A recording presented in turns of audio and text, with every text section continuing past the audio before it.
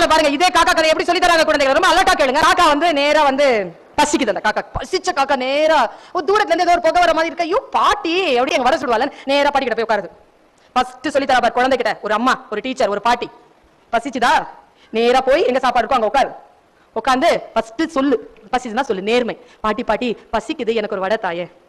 நேர்மை. பாட்டி சொல்றா, இரு காக்கா, ஈர வரக வச்சு கஷ்டப்பட்டு இருக்கேன், வடை சுட்ட உடனே தரேன் அப்படின்னு யோசிக்குது காக்கா. நமக்கு ஹெல்ப் பண்றேன்னு சொன்ன இந்த பாட்டிக்கு நாம ஹெல்ப் பண்ணலாமே என்று போய் காய்ந்த சுளிகளை கொண்டு வந்து போட்டது காக்கை. உழைப்பு, நேர்மை, பசி, நேர்மை, உழைப்பு. உழைத்த காக்கை காத்துட்டு இருக்கு. பாட்டி அந்த சுள்ளி எடுத்து வடை சுட்டுட்டா. வடை சுட்ட ஜோர்ல காக்காயை மறந்துட்டா பாட்டி. ஏன்னா அது கம்யூனிச நாடு, முதலாளித்துவம். அந்த முதலாளித்துவத்தில் தான் சுட்ட வடையை அந்த தொழிலாளிக்கு தராமல் ஏமாற்றுகிறாள் பாட்டி. உடனே காக்கை கேட்கிறது, தொழிலாளர் உரிமை. ஏய் பாட்டி, நான் முதலில் கேட்டது பிச்சை, இப்பொழுது நான் கேட்கிறேன், நான் உழைத்த உழைப்பிற்கு கூலி கொடு.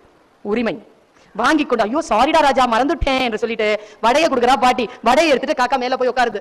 மேல போய் உட்கார்ந்த உடனே எல்லா நாடுகளிலும் போய் சொல்லுகின்றவர் ஏமாற்றுகிறவர்கள் இருக்காங்க தானே, அங்கேயும் ஒரு சைனா நரி வந்துச்சு. வந்துட்டு சொல்லிச்சு, காக்கா காக்கா நீ அழகா இருக்கிறியே, நல்லா பாடுறாயாம, நீ ஒரு பாட்டு பாட.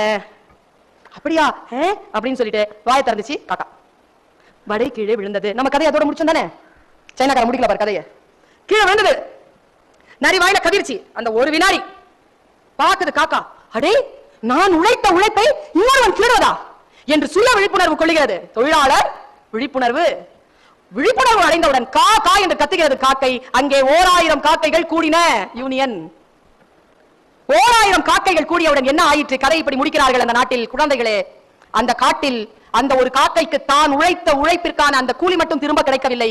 அந்த சாதாரண தொழிலாளியை ஏமாற்ற வேண்டும் என்று திட்டம் போட்ட நரி அந்த 1000 காக்கைகளுக்கு உணவானது என்று சொல்லி முடித்தார்கள். அதான் கம்யூனிசம். அதான் ரெட் கலர்ல இருக்குது. இப்படி சொல்லி முடிக்கிறார்கள் அந்த கதையை குழந்தைகளே.